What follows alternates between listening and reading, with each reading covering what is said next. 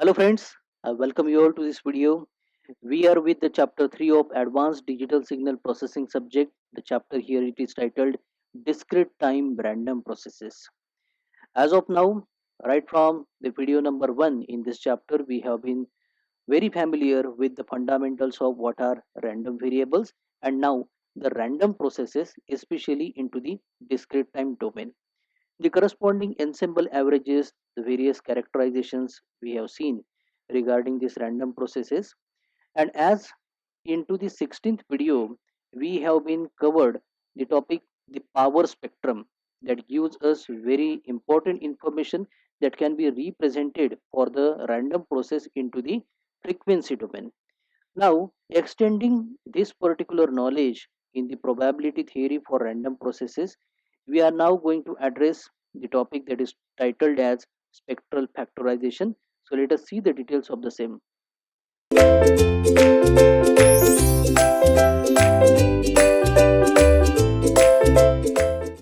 So, here we can start with our topic that is titled spectral factorization. So, if you look at this particular title, we find the simple two terms here. The first one spectral and another one is the factorization. Having the background from the mathematics here, we can have the factorization, and that factorization is with respect to the representation into the frequency domain. The term spectral designates to the frequency domain representation here. So let us see how the random processes can have the spectral factorization here. So very first of all, we shall begin with how exactly we denote the power spectrum of a random process. Especially here we take the case of a wide sense stationary process. So here we consider the representation of a wide sense stationary process to be a random here, x of n, and the power spectrum as previous case we have denoted p suffix x as a function of e to the power j omega here. So here we representation. So this is nothing but the power spectrum, and this is our random process which is denoted by x of n. Hence into the suffix we have denoted this particular x. So this power spectrum is a real valued, it is a positive, and also it is periodic function of omega. Omega is the angular frequency. Now here we can extend with this power spectrum representation for spectral factorization, provided the condition is that if this power spectrum, which is also called as power spectral density, is a continuous function of the angular frequency omega, then these particular characteristics imply that the power spectrum px of z into the z domain can be factored into the product of the form represented here. So in the first point, we have represented the power spectrum by the use of Fourier tool here. So into the Fourier tool, we have the representation of power spectrum px as a function of e to the power j omega. So this is also the one way to represent into the frequency domain. The another alternative, sometimes convenient, is to go with the z transformation. So here it is the representation px as a function of z. So now in this mathematical expression, this px of z, one and the same, that is the power spectrum, can be factored into the three terms here. Here it is the first term, that is sigma 0 squared here. The second term is capital Q as a function of z, and the third term here it is Q conjugate as a function of 1 upon z conjugate. So the representation of the power spectrum in such the three factors, those are confined to the frequency domain. Here the tool has been the Z transformation here is nothing but the spectral factorization with respect to the power spectral density of a discrete time random process here. Now moving further, as we have already assumed that the wide sense stationary random process can be x of n here. So considering it, there are certain ensemble averages of the first order as well as the second order, we consider the second order statistical characterization in terms of the autocorrelation function that we usually denote small r suffix x as a function of k here. And just now we had the representation of the power spectral density. So the relation between them can be given into the z domain by this expression. So in this expression, on to the left hand side we have the power spectral density represented px of z. So this is in terms of the z transformation of rx of k, which is the autocorrelation function. So we have the summation where the index parameter k ranges from minus infinity to plus infinity over rx of k in multiplication to z to the power minus k here. Now if we can have the natural logarithm of the LHS here, so it becomes ln of px of z. So this can be expanded into a Laurent series. So the Laurent series expansion or the natural logarithm taken over the power spectrum representation into this expression can give this form here. So this representation is, we have ln of the power spectral density px of z. So summation k is equal to minus infinity to infinity ck into z to the power minus k as it is. So in this representation with the help of Laurent series, so here ck is nothing but the representation of the coefficients of the expansion. So this expansion by the use of Laurent series we have shown with the help of z domain representation. If we switch it to the Fourier domain representation, both are belonging to the frequency domain. So here we go. This is the expression where we have L of px as a function of e to the power j omega. So px of z and px of e to the power j omega, these are the same. So this is the power spectral density into the Fourier domain and this is into the z domain. So here we carry out the Fourier transformation. So summation k is equal to minus infinity to plus infinity over ck, the same coefficients, into e to the power minus j times k omega. So here these ck can also be taken into the form of Fourier coefficients here. So these Fourier coefficients can be computed in this particular expression here. So here we have c of k obtained by taking 1 upon 2 pi integral ranging from minus pi to plus pi over the natural logarithm taken over px of e to the power j omega into e to the power j times k omega d omega, the differential of the angular frequency here. Now in addition to this representation of ck, the component c of 0 can be also expressed here.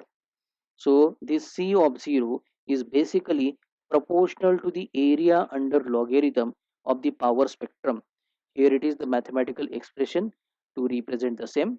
C of 0, 1 upon 2 pi integral minus pi to plus pi ln of px as a function of e to the power j omega d omega here. Now the previous expression that we have represented into the Fourier domain or the natural logarithm taken over that particular power spectral density. So from the same expression, if we take the anti-logarithm, so from that we can get the new expression. This is for the px of z. Again into the z domain also we can go for. So this is represented the exponential function of the summation k is equal to minus infinity to plus infinity ck into z to the power minus k here. So from this particular expression, we can split it into the three forms. So as we have the range of k minus infinity to plus infinity, so by the next step, we split this range into the three. So here we take the first component. The first component here it is represented as exponential of c of 0 and the another one exponential of k is equal to 1 to infinity the summation carried over ck into z to the power minus k. And the last one is the exponential of the summation of k is equal to minus infinity to minus 1 ck z to the power minus k. So you can focus your attention onto these particular ranges. The 0 has been explicitly taken out into the first component, the positive side is into the second component, and the negative side of these numbers for the k assignment is taken into the third component here. Now this particular representation that here we have, so from the second component, the middle one, we can have the representation. So this definition gives the representation of exponential of k is equal to 1 to infinity the summation carried over c of k into z of minus k, provided mod z is greater than rho here. So this is nothing but the representation capital Q of Z. At the very beginning, we have stated what exactly the spectral factorization can be. So this is what the middle factor we have represent thereupon. Now here Q of Z may also be expanded into the power series form. The power series form can be the representation by this mathematical equation where q of z is expressed into 1 added to small q of 1 into z to the power minus 1 added to q of t into z to the power minus 2, which can go further here. Now, as into the previous equation where we have shown the three components for the power spectral density represented into the z domain, the last component can be expressed in this particular form. So here onto the left hand side you can find it exponential of k to the range minus infinity to minus 1 over k into z to the power minus k. This was the component here. Now changing or switching the order of summation here. Here we have made k is equal to 1 to infinity. So that time in place of this c of k z to the power minus k, we must write here c conjugate k into z to the power k only. So by the next step, we make it to the form exponential of the summation k is equal to 1 to infinity. We keep the same. This is ck into 1 upon z conjugate to the power minus k.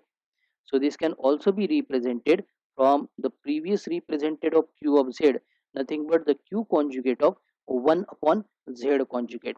So this substitution at the middle component and this substitution at the last component can give us the spectral factorization made into the simplified form here. Now this leads to the spectral formalization. The expression here we write, and the first component here we have represented sigma suffix 0 square. Rest of the two just now we have been discussed.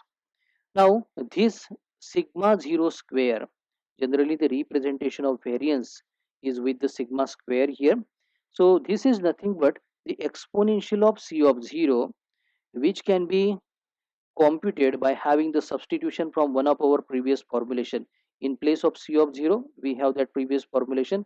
This is 1 upon 2 pi integral minus pi to plus pi natural logarithm ln over px as a function of e to the power j omega d omega here.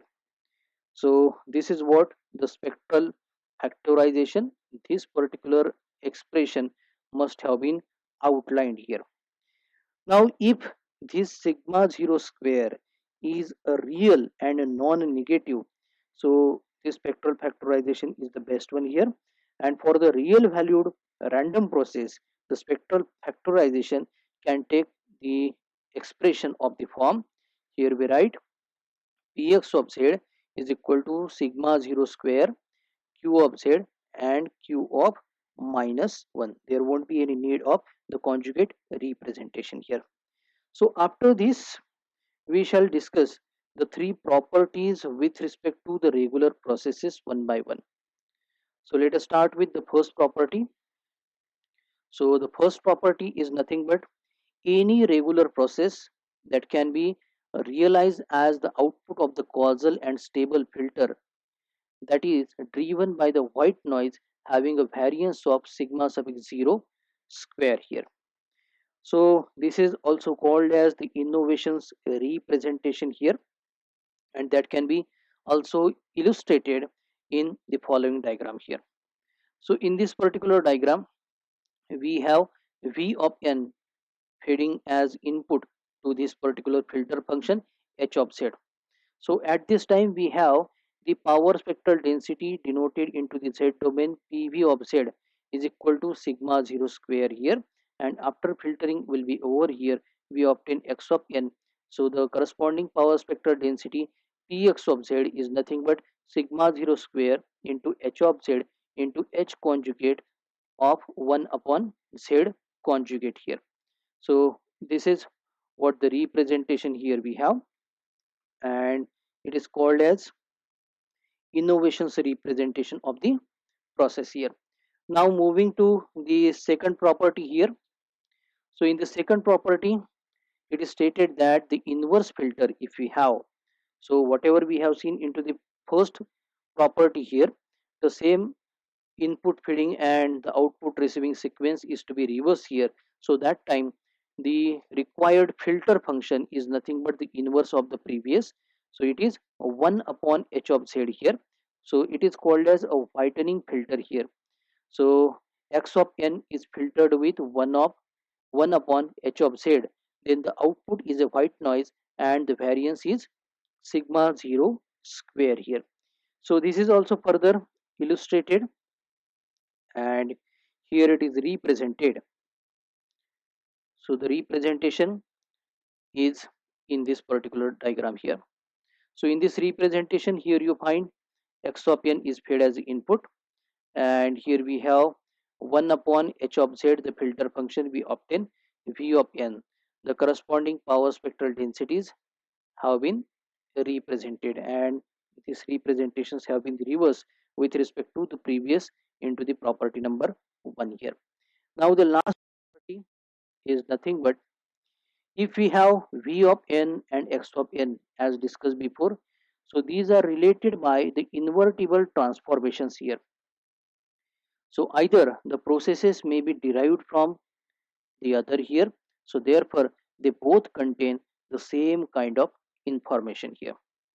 So this is all with respect to the spectral factorization as discussed here. To conclude this particular topic, we are going to see one illustration. This illustration shows the symmetry constraints that are placed onto the zeros of a power spectrum of a real valued random process, and when the power spectrum is a rational function of z here.